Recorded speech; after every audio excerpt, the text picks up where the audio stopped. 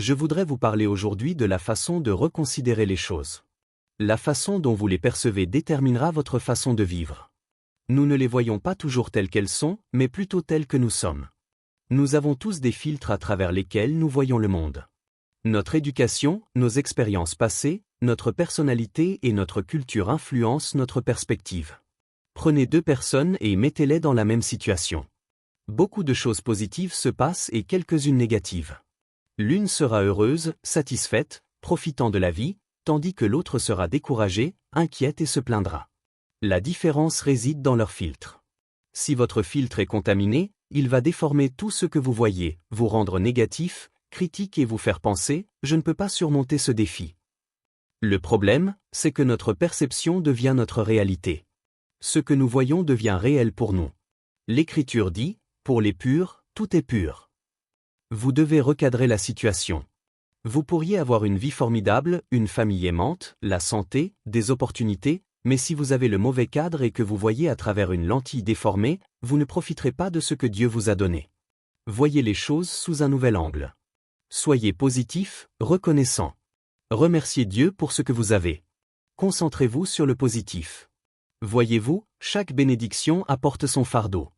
Vous ne pouvez pas être béni sans avoir plus de défis. Vous avez prié pour avoir une maison plus grande, mais il faut la nettoyer. Vous avez cru pour ce conjoint, mais il peut vous taper sur les nerfs. Vous avez rêvé d'avoir des enfants, mais cela demande beaucoup de travail. Si vous vous concentrez sur le fardeau, vous passerez à côté de la bénédiction. Pourtant, le fardeau n'est qu'une fraction de la bénédiction. J'entends des gens dire « Eh, je dois aller travailler aujourd'hui ». La vérité, c'est que vous n'êtes pas obligé d'aller travailler, vous avez la chance d'y aller. Dieu vous a donné le souffle de vie. Il vous a réveillé ce matin, vous a donné ce travail, a ouvert cette porte, a mis du talent en vous. Vous devez changer votre façon de voir les choses. Dites, Seigneur, merci de me permettre d'aller travailler aujourd'hui. Merci de m'avoir béni avec ce poste. Oui, mais Joël, on ne me traite pas bien. Ce collègue m'exclut toujours, dit des choses désobligeantes. Cela ne doit pas vous voler votre joie. Changez de perspective. Dites, Père, merci parce que tu combats mes batailles. En attendant, je vais briller là où tu m'as placé. Je vais prospérer là où je suis planté. Ne passez pas les 20 prochaines années à manquer la bénédiction parce que vous êtes focalisé sur le fardeau. Eh bien, je dois conduire dans les embouteillages. C'est toujours bouché. Ça me prend une éternité. Remerciez le Seigneur pour cela. Il vous a béni avec la vue et un esprit saint. Changez de perspective. Dites, Dieu, je te remercie de pouvoir conduire dans les embouteillages aujourd'hui. Merci de m'avoir donné les ressources, la force, la santé. Cela change complètement votre attitude. Et en réalité, cela déshonore Dieu de passer la journée à se plaindre et à se concentrer sur les problèmes. Ce jour est un cadeau de Dieu. Une fois que nous l'avons vécu, nous ne pouvons pas le récupérer. L'ennemi aimerait que vous gaspilliez des années à vivre une vie bénie sans même vous en rendre compte. Vous marchez dans la faveur, la protection et la bonté de Dieu, mais vous voyez toujours le fardeau, ce qui ne va pas, ce que vous n'avez pas, et vous passez à côté de toutes les grandes choses dont Dieu vous a béni. Eh bien, je dois encore nettoyer la maison aujourd'hui. On dirait que c'est tout ce que je fais. En réalité, vous avez la chance de pouvoir nettoyer la maison. Dieu vous a béni avec un endroit où vivre. Il vous a donné la force et la santé pour être productif. Il y a beaucoup de personnes à l'hôpital qui aimeraient pouvoir sortir, aller travailler, aller à l'épicerie ou tondre la pelouse. Changez de perspective. Au lieu de vous plaindre pendant que vous passez l'aspirateur, dites « Seigneur, merci que mes bras fonctionnent. Merci que mes poumons fonctionnent. Merci d'avoir de l'énergie et de la mobilité. Eh bien Joël, je ferai ça mais ma maison est trop petite. Je n'aime pas être ici. Voici une clé. Si vous n'arrivez pas à être heureux là où vous êtes, vous n'arriverez probablement pas là où vous voulez aller. Si vous apprenez à remercier Dieu pour ce que vous avez, alors Dieu peut le multiplier. Vous vous souvenez quand les disciples ont apporté les 5 pains et les 2 poissons à Jésus, ce n'était pas suffisant. Il y avait 5000 personnes à nourrir. Jésus aurait pu être mécontent et se dire « À quoi cela sert-il ? Il m'en faut bien plus. » Mais l'Écriture dit qu'il a levé les pains et les poissons et a remercié Dieu pour cela. Quand il a rendu grâce pour ce qui n'était pas suffisant, Dieu l'a multiplié et cela a nourri les 5000 personnes. Parfois, nous attendons que Dieu multiplie notre « pas assez », mais nous manquons cette étape. Nous sommes découragés, nous plaignons. Dieu, quand vas-tu changer cela? Essayez une approche différente. Père, je te remercie pour ce petit appartement. Seigneur, je te remercie pour cette vieille voiture. Dieu, je suis reconnaissant pour ce travail, même s'il ne me traite pas bien. Quand vous remerciez Dieu pour ce qui n'est pas suffisant, c'est alors que Dieu peut multiplier les choses et vous amener à plus que suffisant.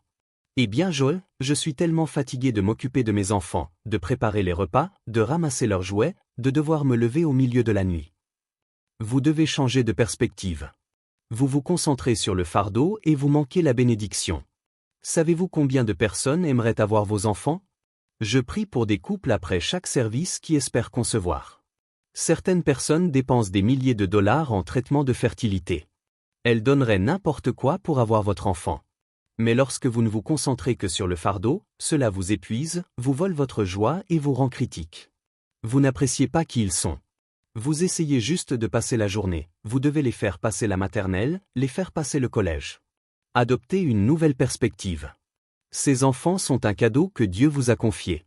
Il aurait pu les confier à n'importe qui, mais il vous a choisi. Prenez le temps de célébrer qui ils sont. Riez des choses drôles qu'ils font. Profitez de leur personnalité. La vie passe à toute vitesse. Vous levez les yeux et ils ont grandi. Ne passez pas à côté de la beauté de cette journée. Eh bien Joël, je comprends pour la maison, la voiture, les enfants, mais mon conjoint lui, il m'énerve. Cette femme avec qui je suis marié, elle me stresse. Cela va peut-être vous surprendre, mais certaines personnes aimeraient beaucoup avoir votre conjoint. Ce mari qui vous agace, certaines femmes seraient ravies d'être sa femme. Je sais que certains d'entre vous pensent, est-ce que je peux vous donner un numéro de téléphone? Mais la vérité, c'est que tout le monde a des défauts, tout le monde a des faiblesses, mais la plupart du temps, ils ont bien plus de qualités que de défauts. Sur quoi portez-vous votre attention? La bénédiction ou le fardeau? J'ai vu des gens se séparer à cause de petites choses qu'ils ont laissées devenir de grandes choses. Vous devez voir le bon côté des personnes que Dieu vous a donné à aimer. L'Écriture dit de faire preuve d'indulgence envers leurs faiblesses, pas de dresser la liste de leurs faiblesses. Il ne s'agit pas de ressasser tout ce que vous n'aimez pas, ni de leur rappeler là où ils échouent. Les gens réagissent mieux aux compliments qu'aux critiques.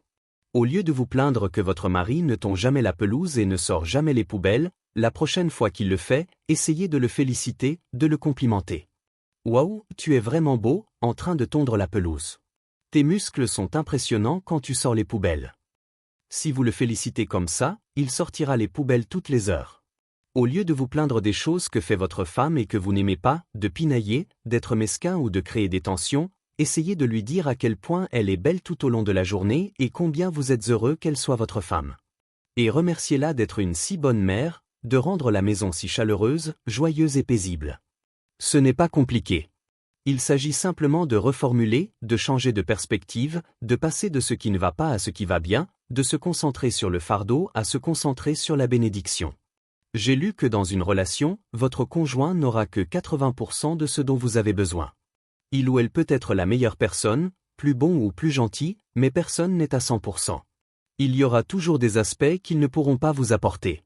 Si vous ne reconnaissez pas qu'ils ne peuvent pas tout être, qu'ils ne sont pas Superman ou Superwoman, vous finirez par être frustré.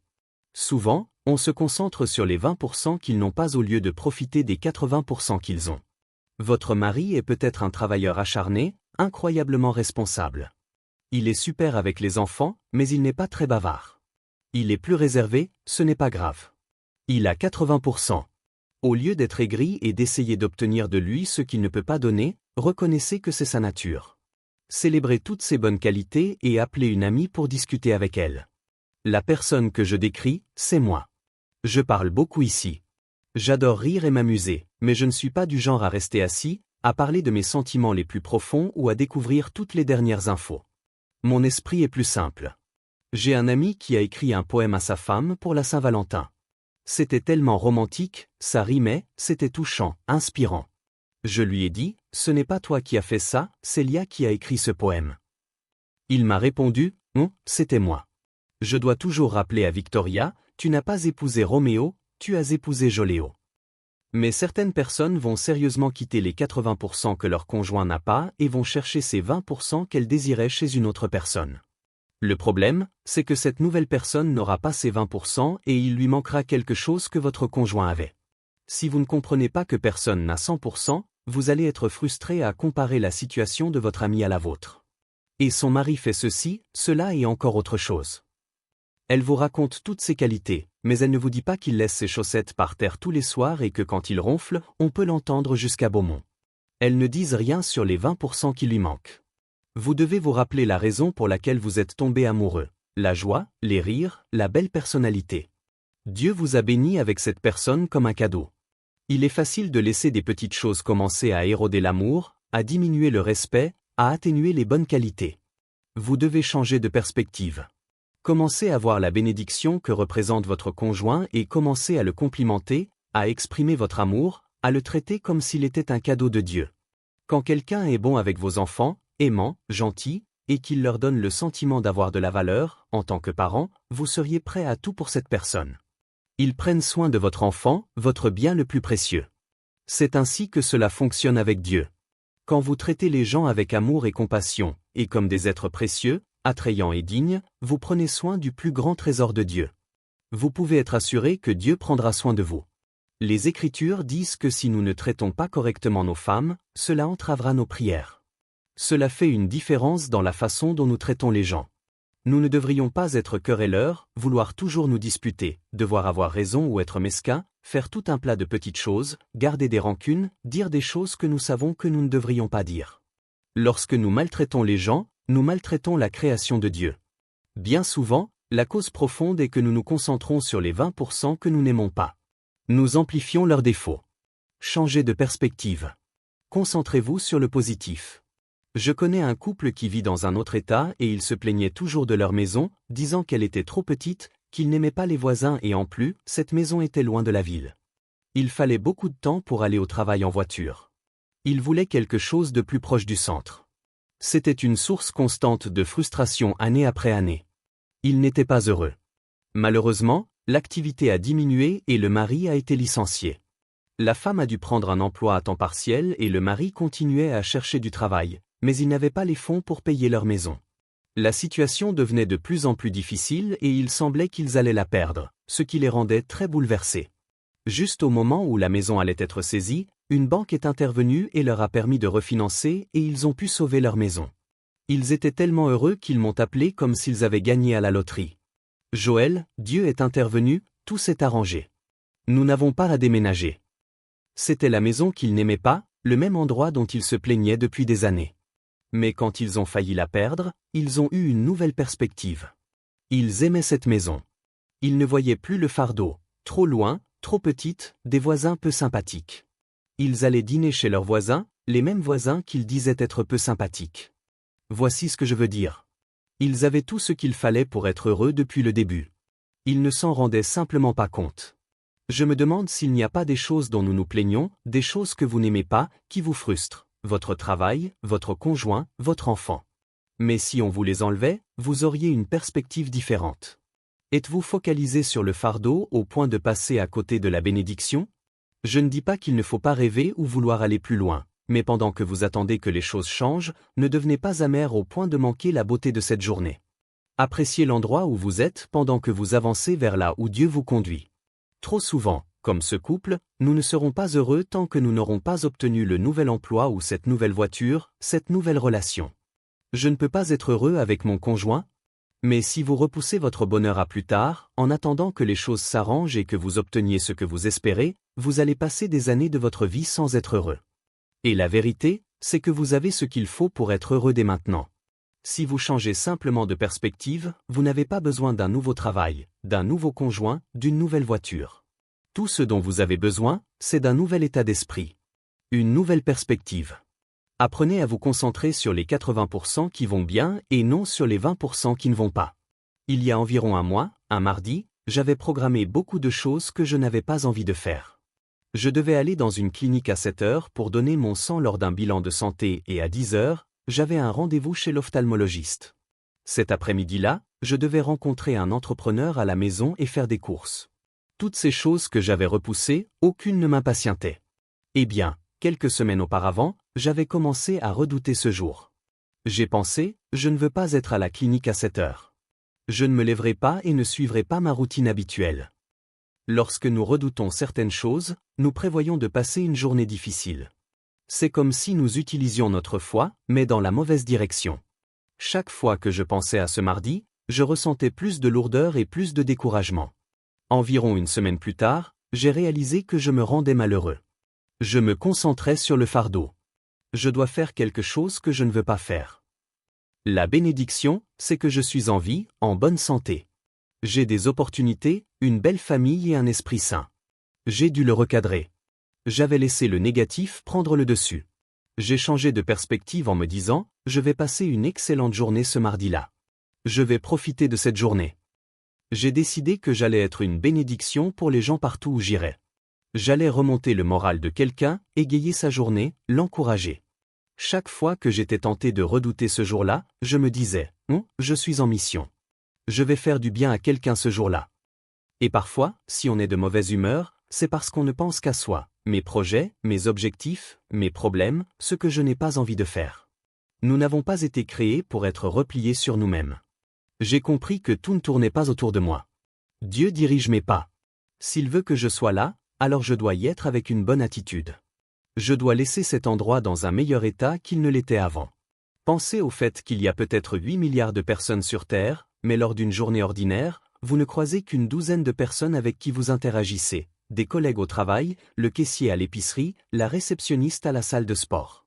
Ce n'est pas des milliers, c'est juste une poignée. Ce sont des personnes que Dieu a choisies pour croiser votre chemin. Ce n'est pas un hasard.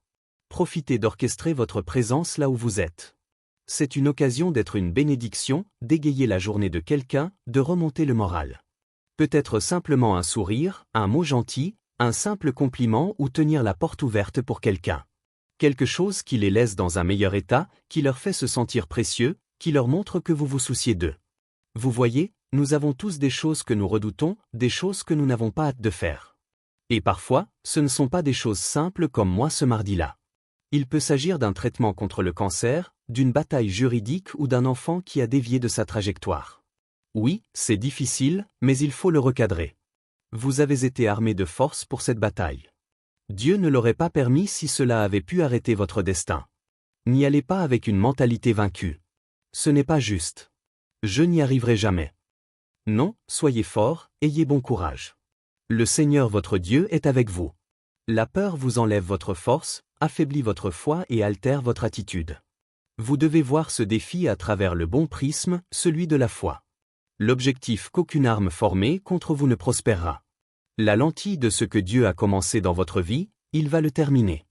Il est intéressant de noter que David n'a jamais qualifié Goliath de géant. Les autres hommes de l'armée décrivaient sa stature. Il prenait la fuite, effrayé, chaque matin quand il sortait et les provoquait. David aurait pu être intimidé et penser qu'il n'avait aucune chance, mais il a changé de perspective. Il a dit, « Qui est ce Philistin incirconcis pour défier les armées du Dieu vivant ?» Il disait, « Je ne me concentre pas sur sa taille à lui. Je me concentre sur la grandeur de mon Dieu. » C'est exact. L'Écriture dit, « Ne te laisse pas intimider par tes ennemis. » Quand vous faites face à des géants, vous ne devriez pas passer votre temps à parler de leur taille, à dire que vous ne guérirez jamais, que vous ne sortirez jamais de vos dettes, que vous ne rencontrerez jamais la bonne personne. Arrêtez d'appeler vos problèmes des géants. Si vous les agrandissez dans votre esprit, vous vous rendez plus petit. Faites comme David, changez de perspective. Dans le naturel, cela peut sembler grand, mais Dieu est surnaturel. Il n'est pas limité par ce qui nous limite.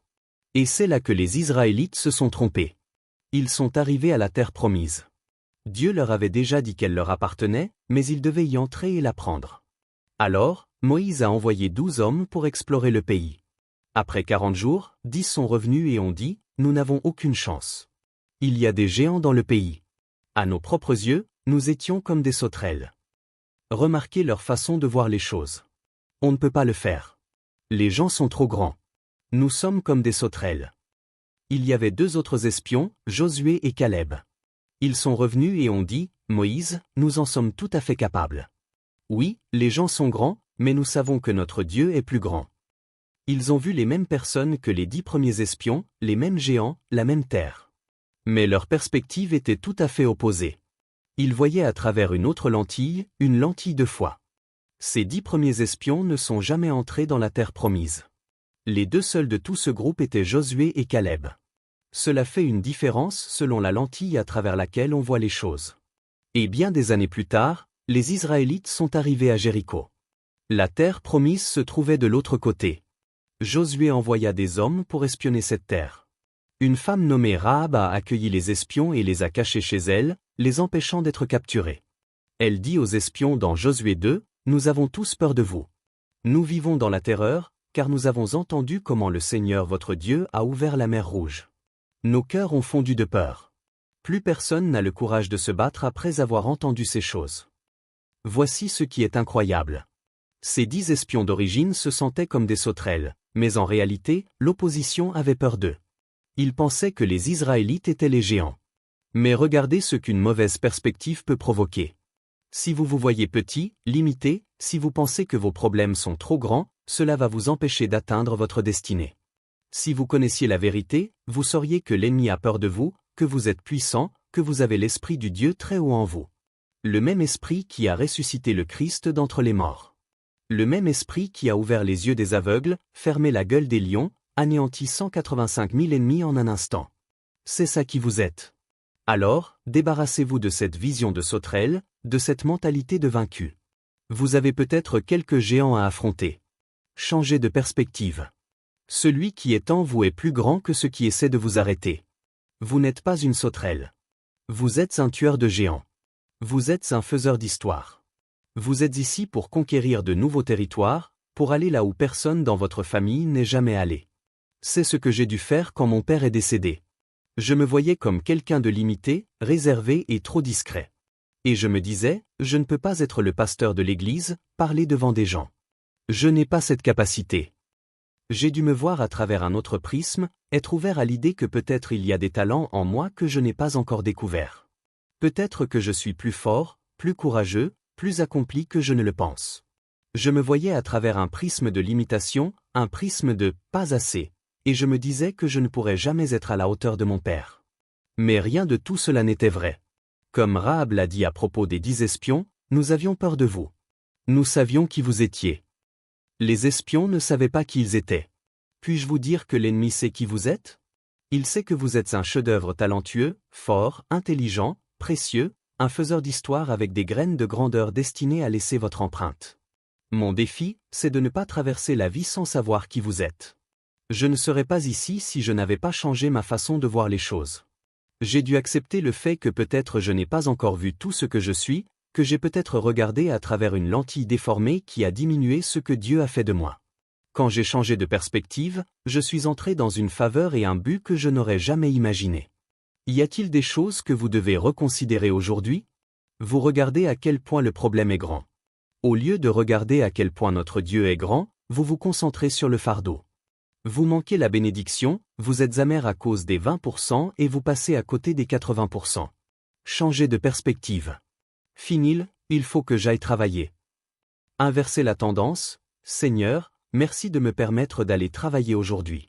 Je suis reconnaissant d'avoir le souffle de vie. Ne perdez plus un jour à être amer. Apprenez à être heureux là où vous êtes. Trouvez le positif dans chaque situation. Si vous faites cela, je crois et je déclare que, comme David, des géants sont sur le point de tomber. Percez de façon surnaturelle, avec une faveur surnaturelle, la guérison, la provision, la plénitude de votre destinée au nom de Jésus. Et si vous le recevez, pouvez-vous dire Amen aujourd'hui?